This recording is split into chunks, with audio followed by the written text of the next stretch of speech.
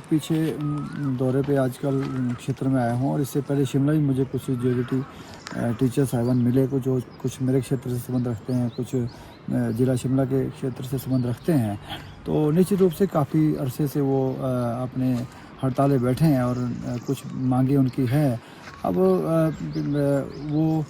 ये कहना चाह रहे हैं, जो मैंने सुना उनसे, कि जो उनका पुराना सिस्टम था उसमें थोड़ा सा इन्होंने चेंजेस किए हैं। तो जैसे प्रमोशन का इशू उनका, कहते प्रमोशन तो कर रहे हैं लेकिन उसमें जो उनकी पावर्स थी, चलो एसटी की जैसे पावर अलग होती थी या सीएसटी की या बीपीओज़ की पावर थी, वो उनसे उसमें पावरलेस किया गया उनको। और जो उनके कुछ होते थे पावर, जैसे वो कोई भी इश्यूज़ उनके स्टडी या स्कूल पॉइंट ऑफ व्यू से फंक्शनल इशू होते थे, वो शायद उसमें कुछ पावरलेस किया गया। वो कह रहे थे कि हमें मात्र अब जो ये ऑफिस, इवन बीपीओ का ऑफिस भी है, सिर्फ एमडीएम के लिए रह गया है। तो मेरे हिसाब से मात्र एमडीएम के लिए तो इतना बड़ा इंफ्रास्ट्रक्चर रखने का तुक नहीं बनता है। तो और दूसरा इशू उनका ये था कि खासकर एसटी वालों का, कि एसटी की जो खासकर 25 वर्ष के कार्यकाल के बाद उनका प्रमोशन होता है, मतलब जेबीटी से एसटी लोग बनते हैं, तो उनकी इंक्रीमेंट वगैरह लगती थी उस टाइम, तो उसको भी कहीं ना कहीं कहते समाप्त करने की बात चल रही है। तीसरी बात थी उनकी कि जो स्पोर्ट्स एक्टिविटी अंडर 12 में होती थी, वो भी कहते इन्होंने ख़त्म करने जा रहे हैं। अब जिसके माध्यम से जो खासकर गरीब बच्चे गांव के हैं, जो चाहते हैं छोटे, नेचुरली अब आज की डेट में गांव स्तर के लोग तो छोटे बचपन से खेलना शुरू कर देते हैं, तो जो खासकर गरीब परिवार गांव के स्कूल तक या हमारे सरकारी स्कूल तक सीमित है, वो काफ़ी निराश है। वो अपनी खेल भावना को आगे कैसे बढ़ाएंगे, शरीर रूप से कैसे वो अपने आप को आगे बढ़ाएंगे अगर ये चीज़ें बंद होंगी। और तीसरा उनका एक इशू था कि जैसे वो कुछ जो चीज़ें ऑनलाइन उनकी सारे आज की नेचुरली आजकल जो ज़माना है सारा ऑनलाइन का है, तो ऑनलाइन के माध्यम से जो उनके ये जितने भी हमारे काम होते हैं सरकारी, उसके लिए उन्हें कोई ना कोई मोबाइल का उनके कोई डाटा मिलता है। कुछ इश्यू उनके ये हैं 3-4 इशू, और जो मेरे हिसाब से काफ़ी हद तक पहले शुरू चल रहे थे। अब मुझे नहीं समझ आया कि क्यों ये इन सब चीज़ों में बाधाएँ आई हैं। हालांकि रोहित ठाकुर जी हमारे 7 लगती क्षेत्र के विधायक हैं, मंत्री हैं, और वो समझते हैं बातों को, और उनके क्षेत्र के लोग भी काफ़ी बार वो मुझे कहते मिले हैं उनसे, और वो उन्होंने हालांकि आश्वस्त भी किया है कि हम इन बातों पे ध्यान दे रहे हैं। तो मैं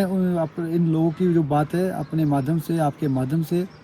शिक्षा मंत्री महोदय तक, सरकार तक ये पूछना चाहता हूँ कि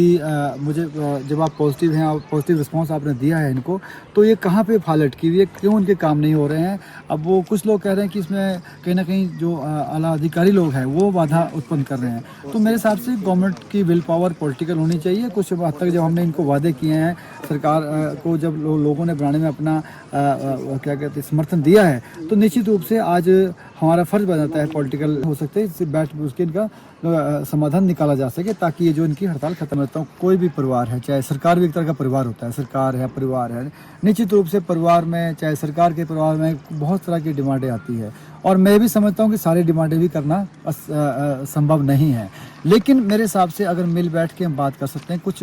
बातों को अगर हम समझा सकते हैं, चाहे फाइनेंशियल क्राइसिस भी है, मैं समझता हूँ इस बात को, अगर है ऐसा तो कोई बात नहीं, उन्हें बैठ के बुलाएं तो सही, बात तो करें, और बात करने के बाद बात का हल निकलेगा। अगर वो वहाँ बैठे हैं और हम यहाँ नहीं सुनेंगे उन्हें, तो निश्चित रूप से जब गैप बढ़ेगा तो वो लोग कल को कोर्ट का सहारा लेके या और कोई तरीके अपना के वो निश्चित रूप से फिर वो सफ़र कौन कर रहा है? सफ़र तो आम जनता कर रही है। अब स्कूलों में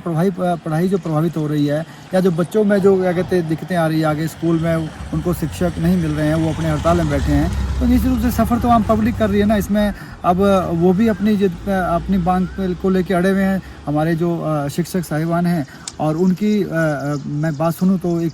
हद से कोई बहुत बड़ी डिमांड तो नहीं कर रहे हैं वो। चलो अगर आपने कोई चेंज भी करना है वक्त के हिसाब से, या कोई फाइनेंशियल क्राइसिस भी आपको लग रहा है आ रहा है, तो कोई बात नहीं, बैठ के अगर मैं समझता हूँ उनकी अगर 10 डिमांड है, अगर उनको बिठाएंगे आप, 10 में से हो सकता है 5 में मान जाएँ वो लोग, पर लेकिन आप बैठे से बात तो करें कम से कम। अगर बात ही नहीं करेंगे तो फिर गैप भी बढ़ेगा, उनकी कहीं ना कहीं वो फिर और दूरियाँ बढ़ेगी। दूरियाँ और गैप से कभी भी कोई चीज़ का समाधान नहीं होता। तो मेरे हिसाब से सरकार को चाहिए, खासकर मैं शिक्षा मंत्री महोदय से अपील करता हूं कि वो ऐसी बात नहीं, वो समझते हैं बातों को, और